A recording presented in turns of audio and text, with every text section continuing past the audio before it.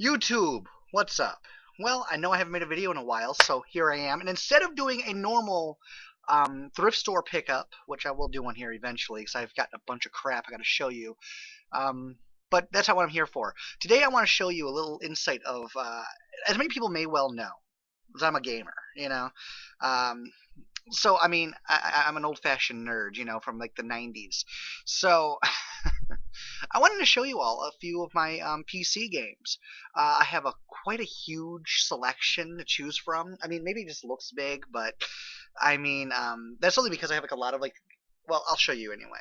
So first on my list is a retro game I absolutely love. It is called Jedi Knight Dark Forces 2. This is a classic to me because I bought this. This is the same copy I've had since like 1997, 98, somewhere around there. And this is an awesome game.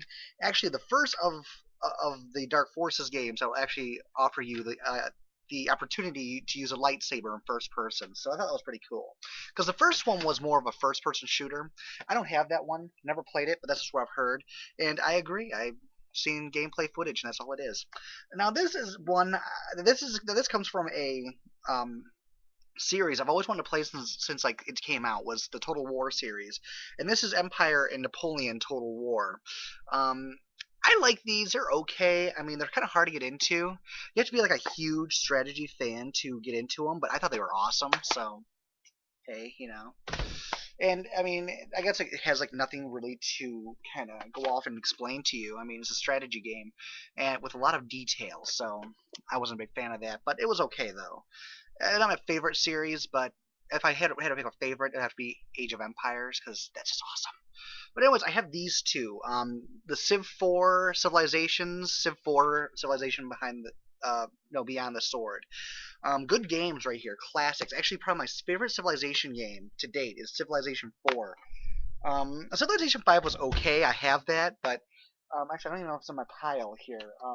Yeah, it is. I do have Civilization 5, which I'll show you now. Good game, just not one of my personal favorites. I mean, it was okay, but instead of adding on expansion packs, it was downloadable content that added on new maps and new races to play as. No extra features, no nothing. So that's why I really did not like this game as much. Only because like they didn't add anything extra to it. I mean, they didn't add anything extra to the expansion packs or anything. This is what you got. This is what you pay for. And I mean, it's a good game, yeah, but could have been better. Could have been a lot better.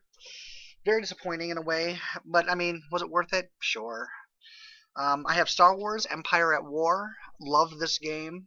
One of my personal favorite strategy games to date, only because it takes place in the Star Wars universe, and it really does add a new concept. I've had another PC game from like the '90s, late '90s to early 2000, and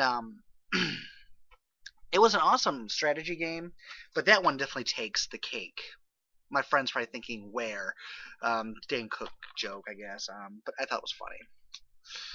But anyways, I also got this little thing right here. This was actually a game that I didn't think too much into. It was called the Guild 2 Renaissance. I didn't think too much into it, but this actually turned out to be like a hidden treasure. Actually, it's a really good game. It's kind of like a mix between RPG and strategy, so to speak, and a simulation. It's like it kind of mixes those three together. Pretty much like you play like the role of like the sole like the sole member of a dynasty.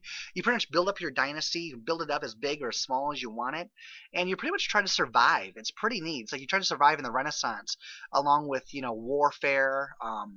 I mean, of course, you only lead like your family, but you can lead into like dynasty warfare. You take place in like this little Renaissance society, and it's pretty cool because I mean, there's just so many features to that game. It's a nice little sandbox style game. If you like sandbox games, that's a good one.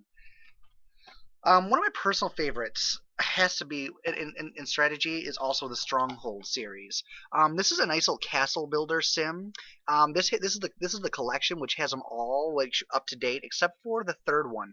And the third one wasn't a very big fan of because it was just well personally I mean I guess I can't say that because it wouldn't let me play it for whatever reason. It's very buggy I think. I mean my computer says it can run it but and yet it's very buggy, very glitchy. I don't know what it is. So I mean, I bought it when it first came out, but anyways. Here's a game I don't play very often. I don't know why, but I should probably get it back into it. Was East India Trading Company. This is pretty much like a trading-based game set in like the medieval, well, not medieval, but more of a Renaissance style world.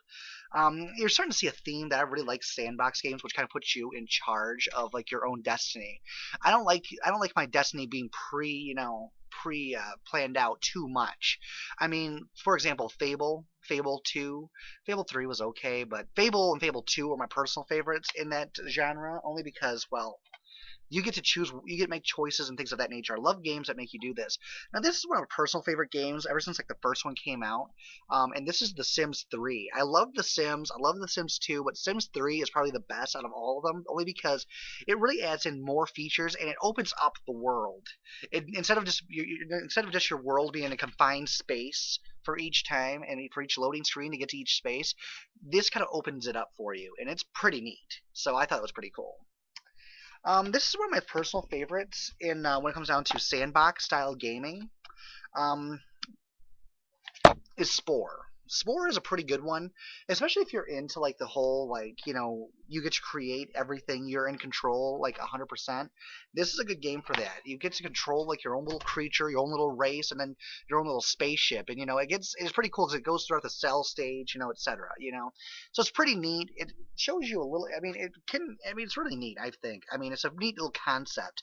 Maxis, I've always heard, are great for making not video games but toys. And that's exactly what this is. This is more of a toy than anything else. The Sims is more of a toy than anything else. I mean, it's like, yeah, it's just awesome. Now, this is a game that was kind of tucked back there. I mean, I don't see it anymore. But this is Age of Pirates 2, City of Abandoned Ships. This was a good game made by one of my favorite publishers, is Akela. I don't know if you can see that, but like, yeah, that's it right back there. One of my favorite game publishers, along with Bethesda. I mean, they're both great publishers, and I mean, this is more of a sandbox style game where it kind of puts you in this little world and have at it. Now, this is a game I couldn't really get into, but I bought it because it was highly recommended. Um, I had to play around with it some more to really get into it, but I mean, this is an okay game. I mean, it takes a lot of micromanaging style in a simulated. I mean, not simulated. In a wow, strategy style world. Um, good little game. You build up like your little empire and blah blah blah. But I haven't really gotten that far into it because it's kind of hard to get into. I mean, it's an okay, but eh. Now this is one of those hidden treasures I was talking about. I never thought this. I mean, I was looking at this game and I thought, what is this? Um, they have improved it a whole lot since it first came out in updates and stuff. So this actually turned out to be a pretty good game and a nice rare treasure. I mean, this is one of those treasures that you'll overlook if you're not really paying attention. You'll overlook it, and this is called Elemental War of Magic, and this is a pretty neat game. It takes a lot from like the Renaissance 2, Guild 2 Renaissance, and it takes a lot from that. Except it adds more so that where you're in charge of your own kingdom. In the Guild 2 Renaissance, you're not in charge of your own kingdom. You're in control of your own dynasty, your own family, and you're trying to help your family survive economically and physically survive in a world that is filled with a bunch of dangers and things of that nature, and also fighting against other families. But this one kind of puts you in charge of like your own like little dynasty and kingdom. So I mean, not only are you running like your own family, but you're also running like your own kingdom, and it's pretty neat. It is definitely more of a strategy game, not much of a sandbox, but it's really good and a lot of fun. I mean, it takes a lot of elements from RPG style as well, because that's exactly how it was advertised. It's a fantasy strategy game within like a little RPG type style. So this is a really good game if you ever get the chance to pick it up. Really worth having.